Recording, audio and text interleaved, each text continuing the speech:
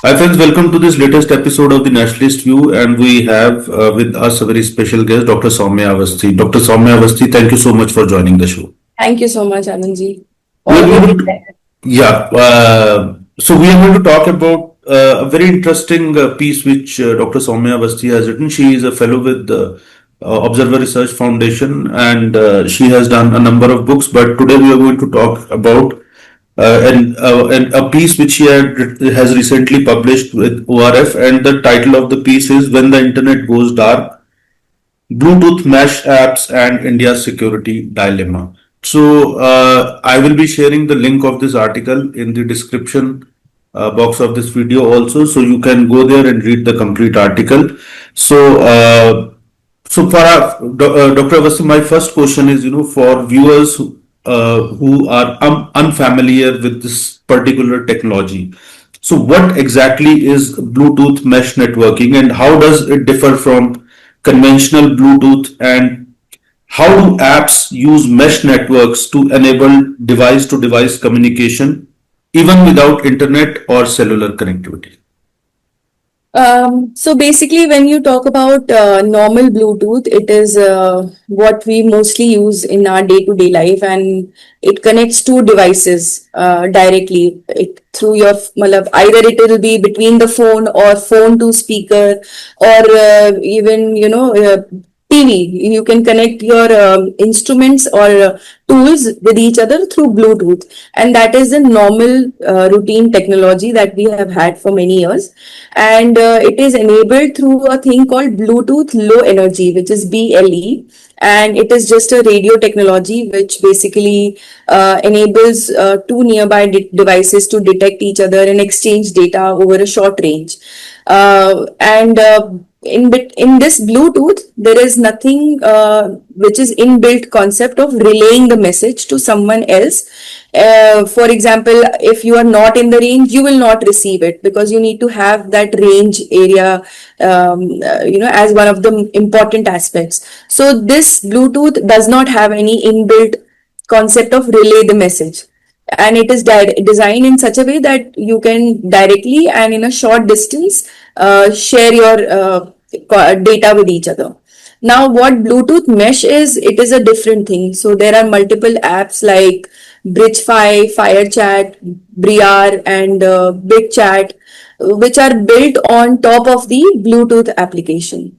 So the app is what actually doing that smart work of constantly scanning for the other by near devices who are running on the same app, and then deciding on sharing the information, and automatically forwards a message to a nearby app user if the final recipient has to be in the range. That is important. And it's usually built on, again, this hop only cover. So the area which you require is 100 meters, and in the open space, and when it is indoors, you require less than 100 meters. So it can hop from one person to the other using the Bluetooth frequencies. But for the mesh app to work, it cannot be that I use BridgeFi and you use FireChat. We need to have same app installed in our phone, and only then we can hop and use the exchange the messages. And another important part of this is that you only need the internet only once. So once you have installed the app, and I have installed the app, we can exchange the messages without any trouble or any disturbance. And also, another important thing about the mesh apps is that not that if there are two people using two different mesh apps, then we will not be able to exchange messages. We need to have one common app, because so let's say that one of these app is built on a certain language, large language model, and the other one is built on a different language model. So when I will share, it will not firstly reach you, because it is only trained to communicate between similar apps. So that is why this kind of thing exists, and It was created for a different reason, but now it is used for all sort of purposes, I would say. Yeah, so that brings us to the next question I was going to ask you, which you have already triggered that question, that in your analysis you have described Bluetooth mesh networking as a dual use technology. So Yeah. what makes it dual use technology, and how can the same technology serve legitimate purposes while also being exploited for surveillance, coordinated protests, criminal activities, or other security challenges? Yeah, so dual use is basically the same tool being used for good purposes or a harmful one. Because if you look at the technologies as a standalone, it does not know the difference. It is the individual whose intentions make that difference. So, on the legitimate side, when you talk about the purpose of the Mesh app, it was originally designed for a very benign situation where you could like the Manlo, there are these security agencies or security guards who are coordinating a concert, a musical concert, or a sports event or something like that. So they will use these mesh apps to communicate with each other in the case internet is not completely functioning or there is range is not good, things like that. So then you can use these apps, and that was the purpose, that it will help people managing the concert or large sports event or communicating in the disaster zones, because mostly in these circumstances what happens, the cell towers goes down because there is excessive load or the range is far off. And for example, back in 2023 there was a very massive earthquake in Turkey, and over there people were using Bridgefy app, mesh app, exactly for that reason, that they could interact with each other, inform their families, inform the humanitarian aid companies and organizations to provide them real time information. And but over a period of time we have seen that it has been misused also. And because, and the reason that they are able to use or misuse is that there is no central server for it, and you don't need to have any account in many cases. And it also works without internet. It is hard to monitor that where the message emerged from or came up from. It also makes things very easy because you will not be tracked back that you were involved in igniting this kind of messaging or information. And so now we are seeing that a lot of times these so-called peaceful protesters are also using it to avoid surveillance. And sometimes you may agree that okay, as part of the country and democratic system you have your right to raise your voice and carry out peaceful protest and bring the issue to the attention of the government. But then it actually, and it can equally include criminal networks and insurgent groups or extremist actors who want to use that opportunity to coordinate their operations so that they can evade interception.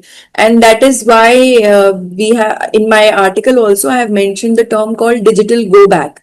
So the digital go back is basically a guidance which activists circulated with specific instructions before a protest, telling people that use single app to install, and mesh network is the only way to have a use peace, this safe conversations. And so now what our worry as a research scholar and analyst is that what if this is getting used for extremist activities and anti-national activities, not from within but also from outside. So this is what becomes the core problem of security agencies in our country, because if it is Telegram or WhatsApp, I can reach out to the service provider and I can tell that there is this issue and help us find the origin of the message or who are the culprits. But with mesh apps you don't have that option, and there is no central company server, so the entire toolkit simply doesn't apply. And then who will you serve the notice? And these are the technical issues, the structural issues with which our agencies suffer when we talk about mesh apps. So, how prepared is India to deal with the risks associated with the Bluetooth mesh networking? Because I have had conversations with a number of government officials also during the recent Jantar Mantar protests. Which were in which attacks were perpetrated on the security personnel, and a lot of criminal elements were also identified. More than 2,800 history sheeters or people with criminal records were identified, and then more than 480 accounts were operating from Pakistan to disrupt the law and order. So in that context, I was having a conversation with the government officials, and they said that, in fact, they mentioned that this Bluetooth mesh networking was used in these protests because the government had clamped down on the internet availability there. But they also said that even in large section of the government also, people are not aware about these apps or this new technology, and we are also trying to learn to counter that. Of course, there are some who are well versed in that, but even most of the security apparatus is still realizing the threat posed by this Bluetooth mesh networking, as you mentioned. So, how prepared is India to deal with the risks associated with this Bluetooth mesh networking, and do our existing cyber, telecom, and digital governance frameworks and laws, so they adequately address its misuse, or are there regulatory gaps? Because you've also talked about this in your article. So honestly speaking, we are not really prepared to handle and deal with the risks associated with these mesh networking apps. And that is the core argument again I've been raising, that India's current legal toolkit or the legal framework is not built with the keeping in mind these kinds of technologies. So for example, our main law, Indian law, that leans on these for the technological issues is the Information Technology Act, and along with it there are several intermediary guidelines also that government has been releasing from time to time. So our law is mostly dependent on these, but those rules are not designed for a problem which is entirely different, like we have been talking about the mesh apps. So what usually happens and has been seen in the past is that these laws empower websites to take down a specific piece of content, a video or a post, and or an account of somebody from YouTube or Facebook or Twitter. Now and we have seen that for example, Methi had closed down several thousands of URLs in last 2 years because they were having harmful content. And so these laws assume that there is a company somewhere, an intermediary that India can issue a notice to, and that company can comply by removing a link or a blocking of a page. So this is how Information Technology Act is designed. But the mesh app breaks that assumption completely, because there is no server to whom you will send this takedown network notice, and there is no company who is hosting the conversations. So once it is sent, it's disappeared from the cloud system. Sometimes not even any company like Briar and BitChat, which are considered to be open source, and with nobody actually centrally running them.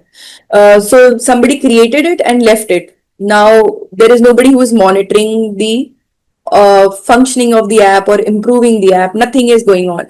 So they can't really work on taking down these conversations and things like that. And we have seen this happening in the past also, where the founder of the BitChat app, Mr. Jack Dorsey, who created this app, was issued a government notice, but that notice was trying to ban the app and the architecture, but it did not work because, like I said, there is no central authority which is responsible for it. Jack Dorsey created and left it. So he did not fall under the legalities of government's Information Technology Act. So the gap is of India having these strong tools for content level problems, but there are very little or maybe no tools for architectural level problems. That is where we need to focus on that. If I have created the law, will it cover the architecture of the certain kind, or is it only doing a symptomatic treatment? So today if there is a protest, I will bring down the internet, but has it resolved anything? No, because people now have got the way out of it. And so we need to look beyond these legal gaps and look at more operational ones. And that is where I think we need we need to work probably with more private sectors to bring that kind of capability into India. And for example, metadata analysis, targeted monitoring of known criminals, these are the things which other countries are doing. So probably keeping our national interest in mind, we need to look at how we can engage or learn from the best practices of the countries outside India. So, are there international best practices that you mentioned a few, but how the rest of the world is dealing with this Bluetooth mesh networking? How they are trying to regulate it? If you can just broadly give So, a for few example, points. I'll give you one example from Zurich. That when Bridgefy started showing these serious security flaws, there were these people from Zurich and the university also. They all started working with the company, and rather than stonewalling them, ki you can't work in India, so you need to go away or things like that. So they worked with the company, and that kind of responsible disclosure of relationships, so treating app developers as partners in improving the security rather than banning them or labeling them as adversaries, help them produce better versions of these app and include them into the law enforcement or the legalities, so they were also answerable and responsible for the functioning of the app. So that is one example I could think of. And and then of course there are these other administrative orders which are given in so for example there are these legal challenges which causes erosion of public trust. So there is no what I mean is that maybe there is no one good practice or best practice that we can adapt from any country, but every country is trying to work with these owners and founders of the technological tools to bring best possible way out. So for example, bringing them into the framework is one thing. And another sustainable approach probably would be to ask these in tools to provide us the analysis and monitor specific known bad actors. So what will happen that you will make them part of your policing, so you get information out of their analysis, and also at the same time tell them that they are also equally responsible if they are their app is not able to curtail. For example, another example that comes to my mind is that long time back Facebook and YouTube and Twitter had these list of vocabularies which they were not allowing to go online if it is being used. So, for example, terms like jihad or genocide or hatred towards women, all those kinds of words were banned. So, if I post something, YouTube will not allow it to go online. It will say that we have put it for approval. Similarly, we need to work with these apps also and allow them only to exchange certain disaster management related conversations, or say policing conversations, those things, rather than complete blanket ban on them. So, no, Yes. that brings us to our last question, because at the end of the article, so you have given a very thought-provoking argument in your paper that the challenge posed by Bluetooth mesh networking is ultimately more political than technical. Yeah. So, could you explain it? What do you mean by that? What I mean is that mesh apps don't exist in a vacuum. They exist as a direct response to a policy choice that any country has made over a period of time. So, using of, for example, shutting down of internet as a public order tool every time the state cuts connectivity or lowers the frequency. So it creates exactly the condition which drives people towards these offline apps. Now we are not prepared to handle these offline apps, and on top of it, we have created this kind of a sanction. So when the government responds to these banning them outright, then market provides these kind of opportunities for people. And when I say political, I think in this situation, many a times there are countries, there are political parties which then try to also use that as an opportunity to for their political advancement or political goal advancement. So they will also support situations like this and talk about how government is curtailing the right of freedom of expression and things like that. So it reduces the trust factor of people over India, the government system. And this actually is something which I feel is more to the disadvantage of any government, because the adversaries are exactly looking for these kinds of breeding points. And that is what I wanted to say through the last paragraph of my paper, that it's more of a political challenge. Thank you, Dr. Awasthi, for taking time out from your busy schedule and joining us. And again, to our viewers, the link of the complete article or paper which has been published, on which we have had discussion in this program, so that link will be there, and the detailed bio of Dr. Awasthi will also be there in the description box. So thank you so much once again, Dr. Awasthi, and we hope to host you back soon again. Thank you very much. Thank you so much.